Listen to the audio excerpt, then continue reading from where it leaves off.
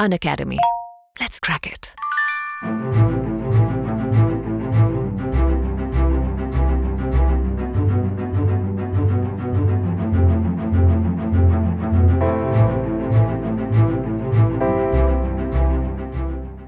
students, this is Rani ma'am, your educator on Unacademy.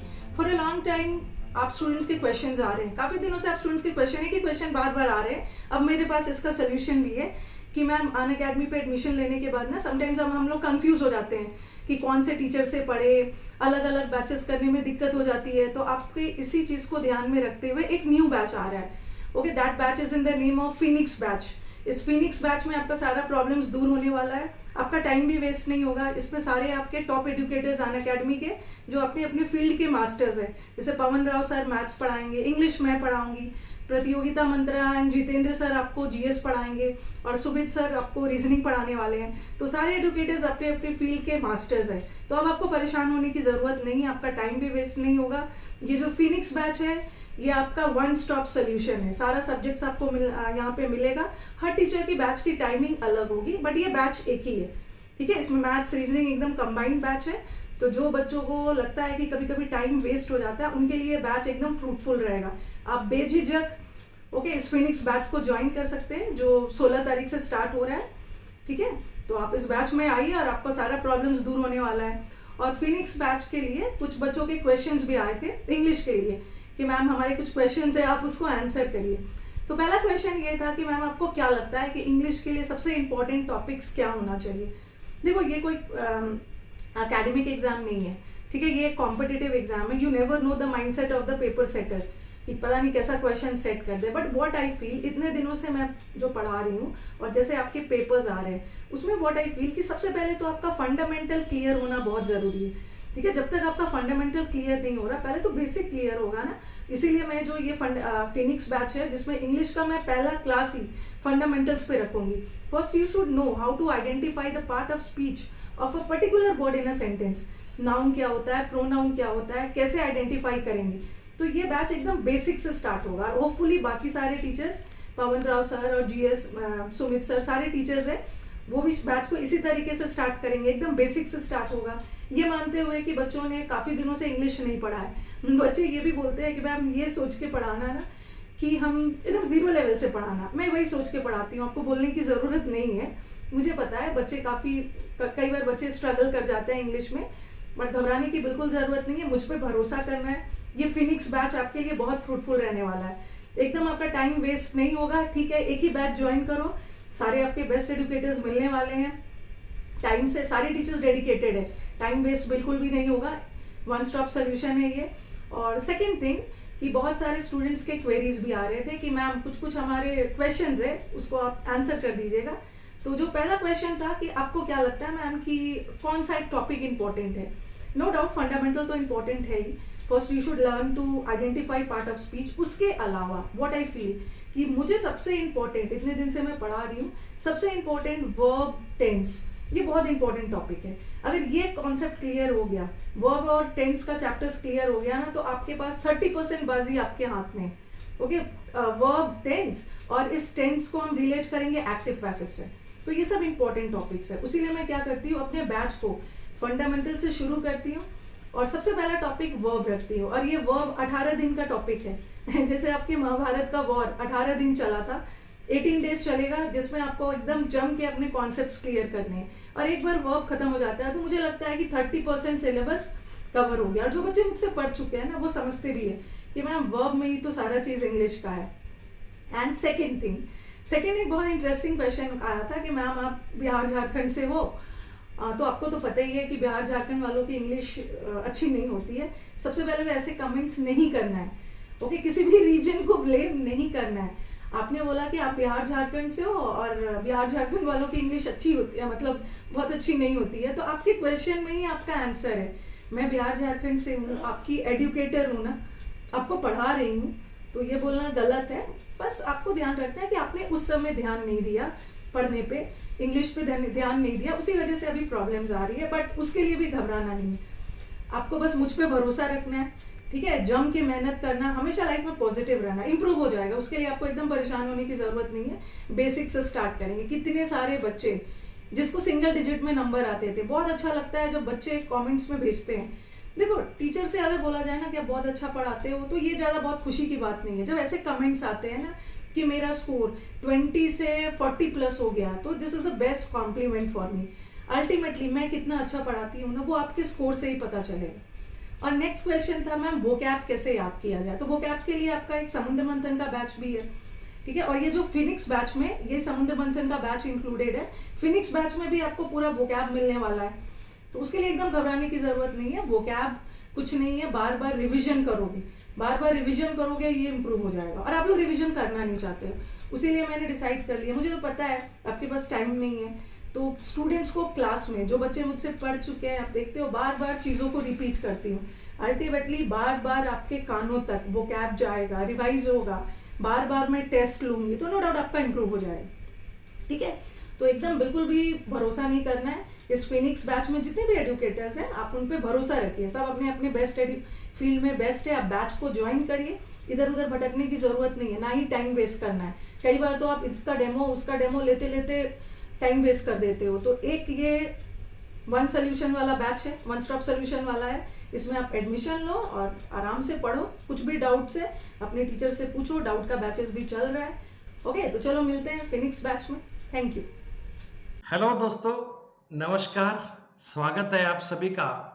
दोस्तों, मैं सुमित गोयल आप सभी का हमारे YouTube चैनल पर दोस्तों हार्दिक स्वागत करता हूं। दोस्तों, आज का जो हमारा ये YouTube का सेशन है, ये दोस्तों हमारे कुछ क्वेश्चन आंसर के लिए है। कई बच्चों के हमारे टेलीग्राम पर, हमारे बेटा पर्सनल AMA में कई प्रकार के डाउट सेशन आए थे। बच्चे कई प्रकार के सवाल लेकर आए कि सर हमें इन प्रश्नों का सॉल्यूशन चाहिए या इन सवालों का हमें उत्तर चाहिए। दोस्तों, आज मैं आप सभी की उन्हीं क्वेरीज को बेटा बताने वाला हूं। ये जो क्वेश्चन बच्चों ने हमें जो सेंड किए थे दोस्तों, ये कुछ ऐसे प्रश्न हैं जो लगभग सभी बच्चों के कॉमन डाउट्स होते हैं। लगभग सभी बच्चों की बेटा ये क्वेरी होती है। तो जो क्वेरी आप सभी की है बेटा, उसको मैं सॉल्व करने वाला हूं, आपको बताने वाला हूं दोस्तों उन क्वेश्चन का सॉल्यूशन क्या है। दोस्तों, इस सेशन को पूरा देखिएगा। पूरे कंप्लीट सेशन में दोस्तों आपको रीजनिंग के कई सवालों के जवाब मिलेंगे जो आपके मन में भी डाउट चलते होंगे, आपके मन में भी सवाल आते होंगे। तो दोस्तों, मैं पहला क्वेश्चन ले रहा हूं इस सेशन में, जो हमें सेंड किया है अजय ने। अजय हमसे पूछते हैं कि सुमित सर, रीजनिंग के सबसे इंपॉर्टेंट टॉपिक कौन से हैं जो हमें खूब प्रैक्टिस करने चाहिए। अजय जी, आपका यह सवाल है कि रीजनिंग के कौन से टॉपिक है जो हमें सबको ज्यादा प्रैक्टिस करने चाहिए। तो प्यारे बच्चों, एसएससी के एग्जाम की रीजनिंग को अगर हम देखें बेटा, प्रीवियस ईयर क्वेश्चंस पर एक जानकारी को देखें, तो कुछ टॉपिक हैं जिनके कि नाम आप नोट कर सकते हैं दोस्तों। एक टॉपिक दोस्तों number series, letter series, alphabet, coding, decoding, analogy और क्लासिफिकेशन। दोस्तों, मैंने आपको बताया topic number series, letter series, analogy, classification, coding, decoding और अल्फाबेट। दोस्तों, ये 6 टॉपिक ऐसे हैं जिनसे आपकी रीजनिंग का 50% एरिया कवर होगा। 25 क्वेश्चन रीजनिंग के आते हैं दोस्तों। 3 क्वेश्चन मिलेंगे एनालॉजी के, 3 मिलेंगे दोस्तों क्लासिफिकेशन के, आपको 2 सवाल मिलेंगे कोडिंग डिकोडिंग के दोस्तों।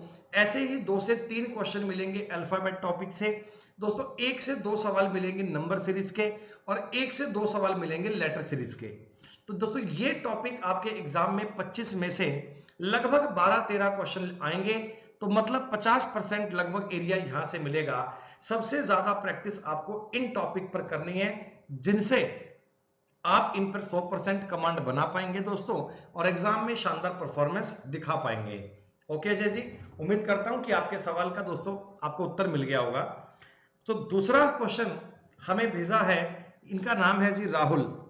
राहुल कह रहे हैं, सर टॉपिक तो सारे कर लिए पर क्वेश्चन नहीं बनते सारे के सारे, कैसे करें इसका समाधान। राहुल जी, आपका सवाल बड़ा सिंपल सा है। आप ये कहते हैं कि हमने टॉपिक तो सारे पढ़ लिए लेकिन सवाल नहीं बनते। तो बेटा यकीनन कहीं ना कहीं बेटा आपके कंसेप्ट अंडरस्टैंड करने में कमी रही है। आपने टॉपिक सरसरी तौर पर पढ़ लिए होंगे, लेकिन बेटा जब भी किसी एजुकेटर से आप टॉपिक सारे पढ़ते हैं बेटा, साथ साथ में उस पर जो भी आपको कंटेंट प्रोवाइड करवाया जाता है उस पर पूरी प्रैक्टिस आपको करनी चाहिए। अगर मान लीजिए आपने आज की क्लास में डायरेक्शन टॉपिक पढ़ा, तो डायरेक्शन टॉपिक को बेटा क्लास में पढ़ने के साथ ही आप कोई 100-150 सवाल उस पर प्रैक्टिस कीजिए और फिर प्रीवियस ईयर क्वेश्चन जितने भी उस टॉपिक के आए हैं उन सबको बेटा सॉल्व करने की कोशिश कीजिए। अगर आप सारे प्रीवियस ईयर क्वेश्चन करोगे दोस्तों, तो मुझे यकीन है कि आप आने वाले एग्जाम में भी क्वेश्चंस कर पाएंगे। दोस्तों जब भी कोई टॉपिक पढ़े ना, तो साथ साथ में उसका अभ्यास, उसकी प्रैक्टिस जरूरी है। बिना प्रैक्टिस के दोस्तों आप एग्जाम में अच्छा परफॉर्म नहीं कर सकते। टॉपिक पढ़े, साथ में पूरी प्रैक्टिस करें, प्रीवियस ईयर क्वेश्चंस के सेट लगाएं दोस्तों, यकीनन आप अच्छा काम कर पाएंगे। ठीक है राहुल जी, ओके। नंबर 3 सवाल हम भेजा है, बालक का नाम है आरती। आरती जी हमसे कह रहे हैं सर एनालॉगी को कैसे अटेम्प्ट करें एग्जाम में। आरती जी टॉपिक आपने बोला है एनालॉगी। एनालॉगी का मतलब होता है सादृश्यता, तो जिसे आप बोलते हैं सिमिलरिटी, जिसे आप बोलते हैं समानता। बड़ा ही सिंपल सा टॉपिक है दोस्तों। 3 क्वेश्चन आपको एग्जाम में मिलेंगे, एक मिलेगा नंबर पर बेस्ड, एक मिलेगा अल्फाबेट पर बेस्ड और एक मिलेगा कॉमन सेंस वाला। दोस्तों जो नंबर वाले क्वेश्चन बनते हैं उनमें अक्सर स्क्वायर का, क्यूब का, उनके नियर बाय नंबर का लॉजिक आता है। आपको इन क्वेश्चन पे प्रैक्टिस करनी है। मैंने आपको प्लस के कोर्स में इस प्रकार की शीट्स प्रोवाइड करवाई हैं जिन पर टाइप वाइज क्वेश्चन दिए गए हैं, स्क्वायर पे अलग, क्यूब पे अलग, मल्टीप्लाई पे अलग, डिजिट पे अलग। तो आप उन पर पूरी प्रैक्टिस कीजिए, उनका पूरा अभ्यास कीजिए, यकीनन आप नंबर वाले सवाल कर पाएंगे। अल्फाबेट वाले क्वेश्चन करने के लिए आपको कोडिंग डिकोडिंग चैप्टर में लेटर टू लेटर कोडिंग के सारे नियम पढ़ने पड़ेंगे। लेटर टू लेटर में जैसे फर्स्ट से लास्ट, लास्ट से फर्स्ट, क्रॉस कोडिंग क्या होती है, चेंज इन पोजीशन क्या होता है, आसान लेवल का बनता है, उसको दोस्तों वर्कआउट करना है, आप उसे ट्राई कीजिए। और बेटा तीसरी बात बनती है कॉमन सेंस, मतलब ये क्वेश्चन रीजनिंग के कम और जीएस के ज्यादा होते हैं दोस्तों। उन सवालों को करने के लिए आप जीएस का जो बेसिक वाला कंसेप्ट है, like country and capital, country and currency, like worker and their worker field, इस प्रकार के कॉमन सेंस की बातें समझिए। सबसे बेहतर है कि अगर आप प्रीवियस ईयर क्वेश्चन प्रैक्टिस करोगे तो आपको ये आइडिया मिल जाएगा कि हमें एग्जाम में कैसा करना है और क्या करना है। ओके आरती जी, एनालॉगी में सबसे ज्यादा मैटर करती है प्रैक्टिस, और उसके लिए मैंने आपको शीट्स प्रोवाइड करवाई हैं, आप उन पे एक बार वर्कआउट कीजिए, आप समझ लेंगे। अगला सवाल नंबर 4, ये हमें भेजा है, इनका नाम है अमित। अमित कहते हैं sir how to prepare for reasoning for CGL. CGL के लिए रीजनिंग को प्रिपेयर कैसे करें। देखो जी अमित जी, बेटा सबसे जरूरी बात तो ये है कि अगर आपको सीजीएल के लिए प्रिपरेशन करनी है तो सबसे पहले दोस्तों आपको अपने सब्जेक्ट्स जैसे रीजनिंग, मैथ, इंग्लिश, जीके, इन पर एक प्रॉपर स्ट्रेटजी बनानी पड़ेगी। एक बेहतर एजुकेटर से आपको पूरे टॉपिक एक बार समझने पड़ेंगे। अगर बेटा मैं पर्टिकुलर रीजनिंग की बात करूँ ना, तो रीजनिंग टॉपिक सब्जेक्ट को सीखने के लिए सबसे पहले चाहिए आप सारे टॉपिक को गो थ्रू करें, सारे टॉपिक की प्रैक्टिस करें। और दोस्तों यही प्रैक्टिस करने के लिए आपके लिए मैं अनअकैडमी प्लस पर हमारा नया रीजनिंग का, मैथ्स का, इंग्लिश का कंबाइंड बैच लेकर आ रहा हूं दोस्तों। कल तारीख है 16 जून, कल से हमारा ये बैच आ रहा है दोस्तों। ये टीम फनिक्स बैच होगा जिसमें इंग्लिश आपको रानी मैम करवाएंगे, मैथ्स आपको पवन राव सर करवाएंगे, जीएस पूरा बेटा राहुल अरोड़ा सर टीम प्रतियोगिता मंत्रा से और जितेंद्र कुमार सर करवाएंगे, और रीजनिंग बेटा आपको मैं पूरी करवाऊंगा इस बैच में।